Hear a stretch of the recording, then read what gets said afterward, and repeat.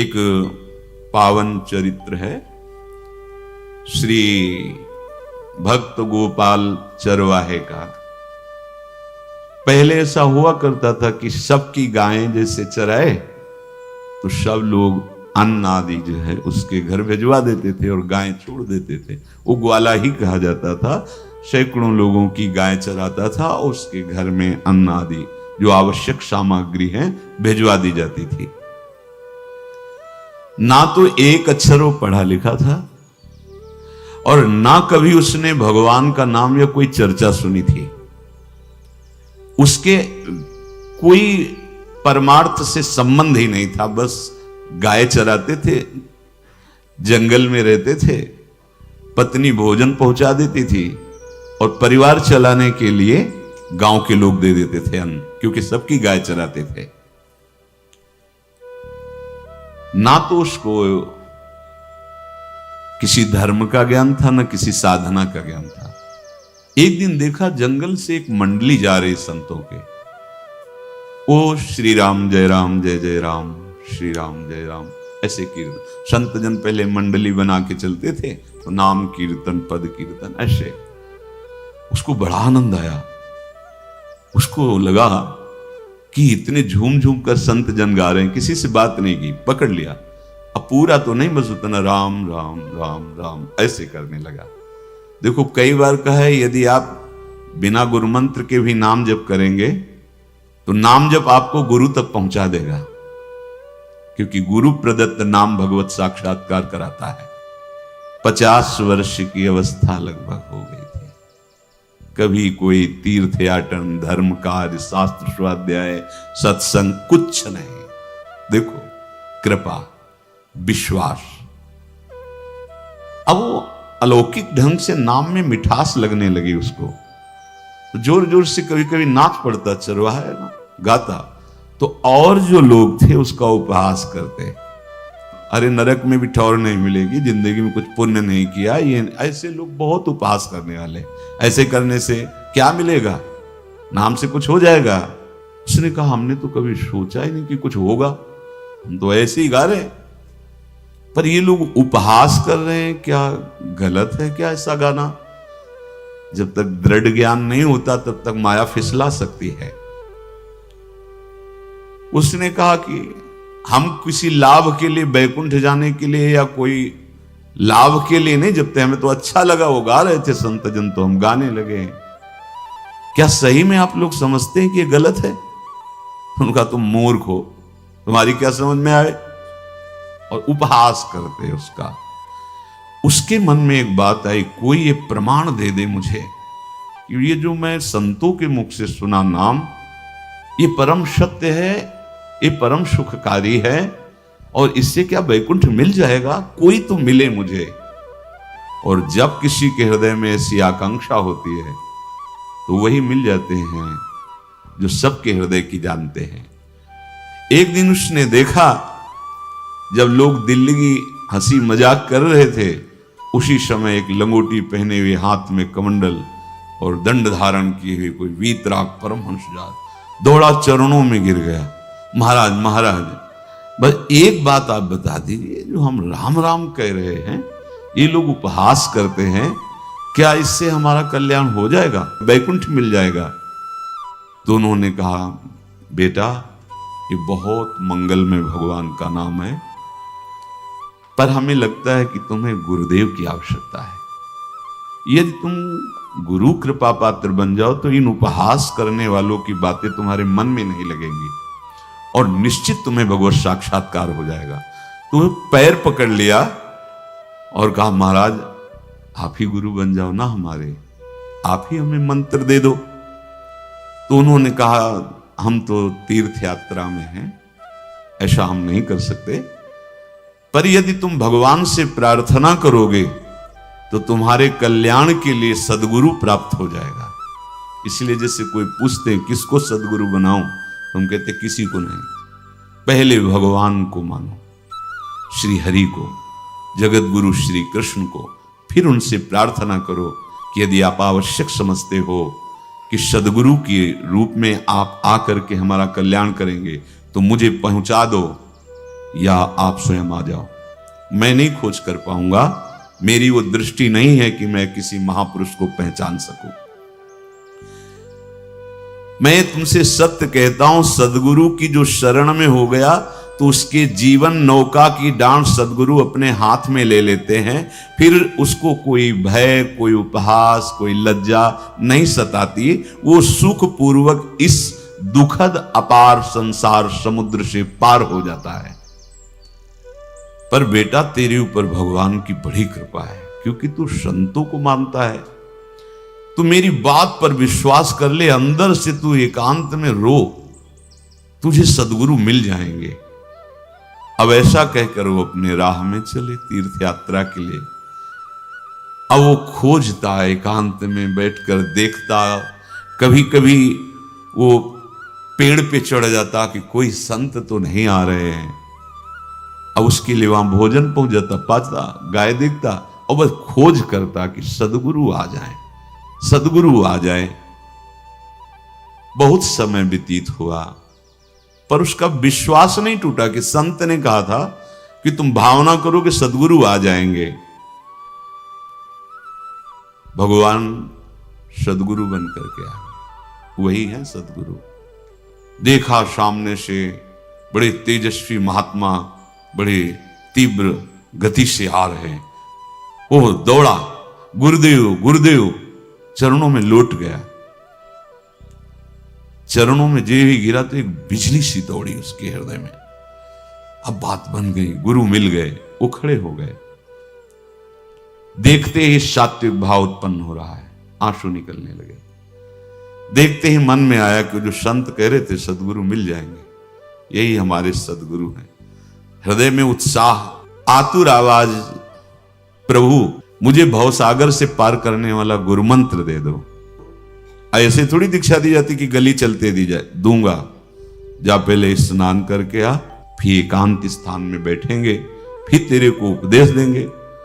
बोला महाराज, मैं जंगली आदमी हूं, गाय चराता हूं, हमारा घर बार से कोई आना जाना नहीं, यही भोजन आ जाता है।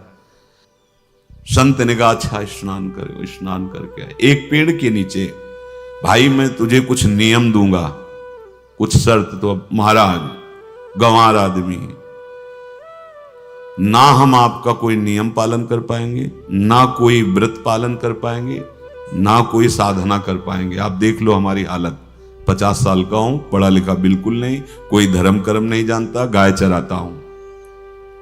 मुझसे बहुत बातें नहीं सदेंगी, अगर एक कोई बात बता दो तो प्रण करता हूं जिंदगी में प्राण त्याग सकता हूं, पर एक बात, कोई एक नियम कोई दे दो। हमें बहुत नियम तो नहीं समझ में आएंगे, एक कोई बात बता दो कि ऐसा कर लेना और मंत्र जपना, तो हम प्राण त्याग सकते, पर आपकी आज्ञा उल्लंघन, पर बहुत हम बातें नहीं मान पाएंगे क्योंकि हमारे इतना ज्ञान नहीं है। गोपाल के वचन सुन करके बहुत प्रसन्न हुए संत भगवान। एक नियम तुझे देता हूं, हमारे आराध्य देव श्री कृष्ण हैं, गोविंद हैं। आज से तुम्हारे आराध्य देव गोविंद हुए, हां श्री कृष्ण है। बिना उनको पवाए तुम्हें पाना नहीं है, बस यही तुम्हारे लिए नियम है। तुम्हारे पास जो आवे, सूखी रोटी, दूध, छाछ, जो भी, बिना उनको पवाए पाना नहीं है। सीधा सरल आदमी। गुरुदेव प्राण चाहे चले जाएं, बिना उनको पवाए आज के बाद कभी जिह्वा पे कुछ नहीं जाएगा। ऐसा गुरुजन आदेश करते हैं वैष्णव मार्ग के पथिकों को कि जल भी बिना अर्पित किए मत पियो। अगर आप बिना अर्पित किए पीते हैं तो आपकी बुद्धि में इष्ट देव के प्रति ममत्व तो नहीं आ पाएगा, नहीं आ पाएगा। अब तो गोपाल नाच पड़ा कि गुरु मिल गए, गुरु मंत्र मिल गए और इष्ट का पहचान मिल गई। उसी समय घर से भोजन आया, वही कभी चटनी रोटी, ऐसे ही बैठा एकांत वृक्ष के नीचे, आओ गोविंद भोग पाओ। अब गोपाल विचार में लगा कि आ तो रहे हैं ही नहीं, और गुरुजी ने कहा बिना पवाए पाना नहीं। पूरा दिन व्यतीत हो गया। गुरुजी कह रहे थे घट घट में विराजमान भगवान है तो कहीं से भी प्रकट हो सकते हैं, तो अंदर मंत्र जपता हो, कहता आओ भगवान, पाओ आके, नहीं आए। महाराज हमारे गुरुदेव ने आपका ध्यान जो बताया था वैसे ही आओ, आप पाओ आकर के। रात्रि हो गई, देखा पर वो नहीं आए तो भोजन उठाया, गाय को पवा दिया। तो बहुत सी गायें थी, भूखा रह गया। दूसरे दिन फिर भोजन आया, एक पत्ता टोरा, जल से छिड़का पत्ते में और भोजन रखा। भगवान को फिर पुकारा, आओ प्रभु। गुरुदेव ने आज्ञा की, बिना आपको पवाए हम अपनी जबान में नहीं रख सकते। शाम हो गई, रात्रि हो गई, फिर गौ को दे दिया, नहीं पाया। अब एक तो 50 वर्ष की अवस्था और गौओं के पीछे दौड़ना और भोजन पाना नहीं, शरीर में सामर्थ्य धीरे धीरे कम होने लगी। तीसरा दिन, चौथा दिन, पांचवा दिन, छठा दिन, सातवां दिन, दीनानाथ प्राण चाहे निकल जाए, हम गुरु की आज्ञा नहीं तोड़ सकते। अगर आप नहीं आएंगे तो भूखों मर जाऊंगा, पर हम ये बात चरवाहा है, कोई साधना पूर्व की नहीं। गौ सेवा के प्रताप से उससे संतों में प्रीति हो गई, नाम की कृपा से, गुरु की कृपा से नामी की प्राप्ति की चाह। ऐसे कई दिन व्यतीत होते गए, अस्थि मात्र होए रहे शरीरा। पूछते कि क्या बात है, भोजन तो हम रोज लाते हैं, आप रोज लेते हैं, क्या पाते नहीं? आपका विषय नहीं, शिक्षा मिलती है। अपने गुरु उपदिष्ट साधन को किसी से बताना नहीं चाहिए। गुरु उपदिष्ट साधन जब तक सिद्धावस्था ना पहुंच जाए तब तक गुप्त रखा जाता है। जो जैसे आप सत्संग सुन रहे हो, इसमें कोई वचन आपको लगा, पकड़ लिया, अब वो जीवन में तभी बोलना है जब उसका प्रभाव हमारे जीवन में आ जाए। नहीं ऐसे नहीं बोलना, नहीं तो निकल जाएगा। और अगर रोक लिया तो मंथन करेगा अंदर और आपको उसमें स्थित कर देगा। एक भी शब्द नहीं बताया कि हमारी गुरु दीक्षा हो गई, गुरु जी ने कहा था पवा के पाना, और इतने दिन हो गए भगवान तो आ नहीं रहे, इसीलिए हम पा नहीं रहे, तो हमारी ये दशा है। देखो आज का समय ऐसा है कि प्रगट में सब इंद्रियों के पोषण की व्यवस्थाएं भगवान दी, चाहे गृहस्थ हो चाहे विरक्त हो, लेकिन क्या हमारे अंदर निष्ठा है ऐसी? सबरी जी जब उनके गुरुदेव पधारने लगे तो चरणों में रो के गिरे कि प्रभु, इस पूरे विश्व में मुझ अधम को सिर्फ आप ही प्यार करने वाले हो, आप ही ने दुलार करके मुझे रखा, नहीं सब जगह ठोकर मिलती, कोई भी संत महात्मा हमारी तरफ देखना नहीं चाहते, और प्रभु आप जा रहे हो, आप कैसे जीवन जानते हो क्या कहा? हम तो भजन के प्रभाव से भगवान के धाम जा रहे हैं बेटा, भगवान स्वयं चलकर तुम्हारे पास आएंगे।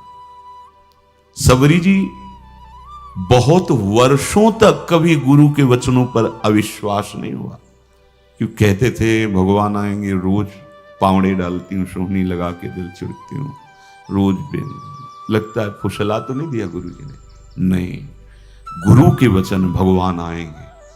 शायद ऐसा वर्णन कि शास्त्र हजार वर्ष सोचो जरा, और भगवान आए और सबरी को निहाल किया। ऐसे हो गुरुदेव ने कहा है भगवान आएंगे, जब तक वो ना पाएंगे तब तक हमने कहा है कि, और उनका उद्देश्य अलग था कहने का कि आप भगवान को भोग लगा के पाइएगा और भजन कीजिएगा तो मंत्र के प्रभाव से तुम्हारे मानस पटल पर भगवान दिखने लगेंगे। ऐसा होता है, और वो सीधा आदमी सीधा समझा, जब तक भगवान नहीं पाएंगे तब तक हमें नहीं पाना। 18 दिन बीत गए, कुछ न खाना न पीना। गोविंद भी देखते हैं, बाल भक्त ओम प्रकाश जी महाराज यही अपने चामुंडा के पास से उधर, बहुत नामनिष्ठ महात्मा, बाल भक्तों में बहुत ही मानो प्रहलाद जी ही हैं। जैसे प्रहलाद जी नामनिष्ठ भगवान निष्ठ, घट घट में भगवान को देखने वाले, ऐसे श्री ओम प्रकाश जी बाल भक्त। बड़े बड़े महापुरुष गए, हरि बाबा, उड़िया बाबा, सब बस वो यही कहते कि ये श्री कृष्ण का आदेश है।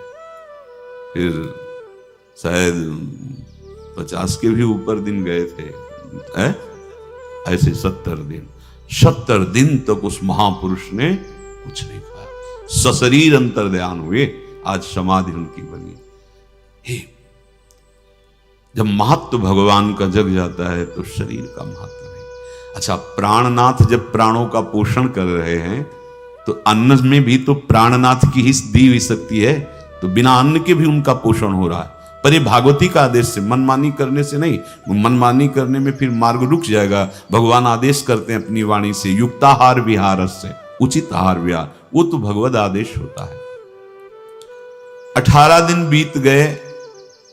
19वें दिन जब भोजन आया, पेट के आते सब सिकुड़ गई थी। वैसे ही 50 वर्ष के थे, आंखें धस गई थी, उठने की ताकत नहीं।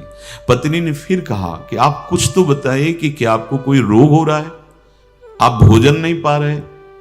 मैं रुक जाऊं यहीं आपकी सेवा के लिए, या आप घर चलिए? कोई उत्तर नहीं। आप जाइए, हम ठीक हैं। ऐसा फिर धीरे से पत्ता लाए, छिड़का, भगवान आओ, पाओ आकर के। शाम हो गई, फिर गाय को दे दिया। विचार कर लिया कि अब मरना ही है। मुझ जैसे अधम के पास भगवान तो आएंगे नहीं, वो तो भगवान है। पर मैं अपने गुरु के वचन नहीं तोड़ सकता, मर चाहे जाऊं।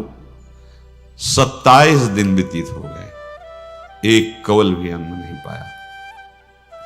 न चलने की शक्ति थी, न पत्ता लाने की शक्ति थी, न जल छिड़कने की शक्ति थी। जिस पात्र में भोजन लाई थी, लेटे ही लेटे खोला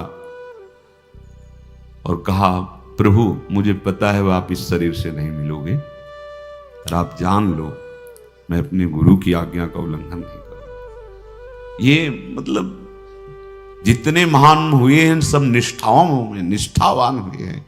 अपने लोग फिसड्डी हैं, जरा सा कोई दुख, जरा सा कोई सुख, फिसल जाते हैं। प्राण अनंत जन्मों की बिगड़ी 27 दिन क्या होते हैं? क्या होते 27 दिन? अनंत जन्मों का जमा कूड़ा करकट भगवान साफ कर रहे हैं। ये जो तन्मयता, गुरु निष्ठा, जो प्राण भूख से व्याकुल, सब भस्म हो रहे हैं पाप अनंत जन्मों के। अनंत जन्मों, जैसे हम सोचे कि भगवान इतने निर्दयी कैसे हैं? नहीं निर्दयी, आत्मा को कुछ फर्क नहीं पड़ता। और शरीर ने जो किए हैं जन्म जन्मांतरों के, वो निष्ठा के कारण दुख नहीं पहुंचेगा। निष्ठावान को दुख नहीं पहुंचता, वो आपको दिखाई देगा दूर से, उसको दुख नहीं पहुंचता, क्योंकि निष्ठा का कवच है, वो कभी कोई भेद नहीं सकता। किसी भी माया के यंत्र में ताकत नहीं कि निष्ठा को भेद सके, उसी को निष्ठा कहते हैं, नहीं भेद पाई। 27वां दिन है। पति की दशा देख करके कहा, स्वामी अब तो आप कहोगे भी तो मैं नहीं जाऊंगी। हम आपकी दशा, इशारे से कहा, आज भर चली जा, क्योंकि उसको लग रहा था आज प्राण निकल जाएंगे। आज भर चली जा, फिर कल से जैसी तेरी आज चली जा। इशारे से, बोलने की भी सामर्थ्य नहीं थी। गोपाल के आंसुओं की धारा चल रही, पड़े पड़े धीरे से खोला जो भोग है, और अंतस्थल, आज बोल भी नहीं पा रहे, अंतस्थल से कह रहे, प्रभु अब चाहे आके पालो या लिवा जाके पवा देना, देख लो आप, आखिरी है, आके पालो या लिवा जाना, अपने यहां पवाना, क्योंकि हमारे यहां तो पाए नहीं आप। बड़े प्रेम से अंदर से आवाज आई, गोपाल। आंख खुली, क्योंकि बोलने की हिम्मत ने, ये अंदर से प्रार्थना की थी, गोपाल वो अमृतमय। गुरुदेव ने कहा था कि उनकी वाणी से अमृत बरसता है। एकदम आंख खुला, देखा वही पीतांबर, वैसे ही मोर मुकुट, वही मुरली, वही करधनी, वैसे नूपुर, वैसे ललित त्रिभंगी। गुरुदेव ने जैसा वर्णन किया था वैसा ही सुंदर रूप गोपाल के सामने। प्रभु मुखमंडल की मनोहरता देखकर निहाल हो, ए निहाल कर देंगे। थोड़ी पीड़ा सहना सीखो, सहत सहत बाढ़े भगति, ग्रह तन गुरु हितगार, ग्रह तन गुरु हितगार, हार अपनी करिमा। सेवक जी कह रहे हैं, देखो गृह तन गुरु हित गार हार अपनी कर, तन मन प्राण गुरु वचनों पर न्यौछावर, जो भी सहना पड़े सहूंगा। मिल गए प्रभु, प्रभु दूर नहीं है। प्रिया प्रीतम बहुत कृपालु हैं। मानो करोड़ करोड़ काम की सौंदर्यता को हे करते हुए प्रभु के लावण्य का प्रकाश हो रहा है। मनहारणी मुरली जैसे कहा था अधरों में वैसे अधरों में विराजमान। अच्छा, खास बात ये, ना कोई गाय देख पा रहे, नहीं कोई और चरवाहा देख पा रहा है। ये भगवान, जैसे इस सभा में किसी से बात करें भगवान, किसी से मिले तो पास बैठा व्यक्ति भी नहीं देख पाएगा, ना जान पाएगा, क्योंकि प्राकृतिक इंद्रियां, प्राकृतिक शरीर, और वो चिदानंद में, वो तो जिसको दर्शन देंगे तो पहले दृष्टि प्रदान करते हैं। भगवान जिससे मिलते हैं पहले दृष्टि प्रदान करते हैं, तो गुरु रूप से दृष्टि प्रदान। ये जो अंतर में पुकारा ना, वो अंतर दृष्टि खुल गई, सामने देखा। इतना सुंदर विश्व मोहिनी भगवान श्री हरि का ललित त्रिभंगी रूप कि गोपाल की आंखें नहीं टिकी। इतना सुंदर रूप, आंखें भगवान के तेज के आगे बंद हो गई। जो भी बंद हुई तो देखा मानस पटल पर वैसे ही ललित त्रिभंगी। फिर खोला, देखा सामने भगवान मुस्कुराए, सामर्थ्य प्रदान की। देखो अर्जुन के साथ ही तो खेलते हैं भगवान सखा भाव से, रथाक रहे हैं, लेकिन भगवान का विराट स्वरूप देखने की सामर्थ्य अर्जुन में थी क्या? दिव्य दृष्टि प्रदान की। फिर भी कांप रहे थे अर्जुन जी भगवान की दिव्य दृष्टि संपन्न नेत्रों से उस विराट महिमा को देखकर कांप रहे थे अर्जुन। ये तो माधुर्य रूप प्रभु का है। उसने मानो इशारा किया प्रभु को कि हमारी सामर्थ्य में मैं सकिल कर आ जाऊं, नजदीक आप आ जाओ। आ गए, अपना माथा प्रभु के चरणों में रखा, आंसुओं से भगवान के चरणों का प्रक्षालन कर रहा। देखो गांव का गाय चराने वाला ग्वारा, जिसको कोई धर्म कर्म का ज्ञान नहीं, कोई भक्ति का ज्ञान नहीं, कोई शास्त्र का ज्ञान नहीं, भगवान ने फिर उसको उठाया और अपने हृदय, ज्यों हृदय से लगाया, हष्ट पुष्ट स्वस्थ सब, अंतर बाहर पूर्ण, कोई पीड़ा नहीं, कोई दुख नहीं, बिल्कुल तेजस्वी स्वरूप। भगवान की स्पर्श की महान सामर्थ्य है। बाली ने बहुत मारा ना सुग्रीव को, तो कर पर साथ सुग्रीव शरीरा, जे इस पर सारी पीड़ा गई। भगवान अमृत सावी है, भगवान दिव्य चिदानंद भाव देने वाले हैं। अब तो सुरमुनि वांछित प्रभु की छाती से लपटा हुआ है। ये ऐसा ना सोचो कि कहानियां हैं, ऐसा ये सत्य विषय आप भी प्राप्त कर सकते हैं। इसी के लिए रोज सत्संग होता है। जब वो भगवान से लिपट कर छाती में अश्रु की बूंदे, तो भगवान ये था माम प्रपद्यन्ते, भगवान की अश्रु बूंदों से गोपाल का अभिषेक होगा। मानो सुदामा मिलन हो रहा है जैसे। भगवान को दैन्य बहुत प्रिय है। तभी भाई जी महाराज कहते हैं पद में कि बुद्धिहीन बना दो हे भगवान, हमें बुद्धिहीन बना दो। ये जो बहुत बुद्धि चलती है ना, इसके लिए दौड़ भाग है। नहीं, सीधे प्रभु हमारे हैं, हम प्रभु के हैं। नाम जप आश्रय भगवत प्राप्ति निश्चित। भगवान बोले, प्यारे गोपाल अब तो रो मत, देख मैं तेरे प्रेम में पगी हुई ये जो सूखी रोटियां हैं अभी पाता हूं। और भगवान बैठ गए और उसके घर की जो रोटी थी उसे भी। देखो, मुझे त्रिभुवन का कोई भी भोग प्रसन्न नहीं कर सकता गोपाल, मुझे त्रिभुवन का कोई भोग प्रसन्न नहीं कर सकता। इस बात को समझो। जिनको ये भ्रम हो कि हम अधर्म से कमा के 56 भोग लगा के प्रभु को प्रसन्न कर लेंगे, तो ये बात सुनो। कह रहे मुझे त्रिभुवन का कोई भोग प्रसन्न नहीं कर सकता। मैं ऐसे ही अन्न की चाह रखता हूं। भगवान के वचन, जैसे दुर्योधन का महल का सब वैभव त्याग के, स्वागत ठुकरा के और विदुरानी जी के हाथ का छिलका पाया। मैं ऐसे ही अन्न की चाह रखता हूं, भगवान कहते हैं, बलिहारी है। कभी प्यार से एकांत में रो के इनको पवाना सीखो। भले आप इतनी कटोरी में सब्जी, 2 रोटी, और अगर दैन्य भाव से कि नाथ कहां आप और कहां, कैसे आपको पवाएं, जो छवि है ना, पंखा करते जाओ ऐसे बीच बीच में जल पिला, देखो ना, ये था माम प्रपद्यन्ते तास्तते भजम। आप जैसा मानोगे वैसा ही वो व्यवहार करेंगे, पक्का समझ लो। गोपाल जो सच्चे हृदय से मुझे पुकारता है, मैं अवश्य उसको मिलता हूं। जो प्रेम पूर्वक मुझे पवाता है, मैं अवश्य उसका पाता हूं। पत्रम पुष्पम फलम तोयम ये में भक्त्या, भक्ति पूर्वक जो पवाया है। भक्ति पूर्वक का मतलब दैन्य। अभक्त में अहंकार होता है, देखो ये किया मैंने, वो भगवान स्वीकार नहीं करते। वो आपका शुभ कर्म बन सकता है, अब वो भी धर्म से कमाई की है तो, पर भगवान की प्रसन्नता का हेतु होगा दैन्य। जहां भी देखो हमारे स्वामी को, जहां भी देखो दैन्य में बिके हुए पाए गए, दैन्य में। और ये दैन्य किसी बाजार में नहीं मिलती, ये दैन्यता बनावटी नहीं होती, ये वस्तुतः हृदय की होती, भगवत प्रदत्त ही होती है।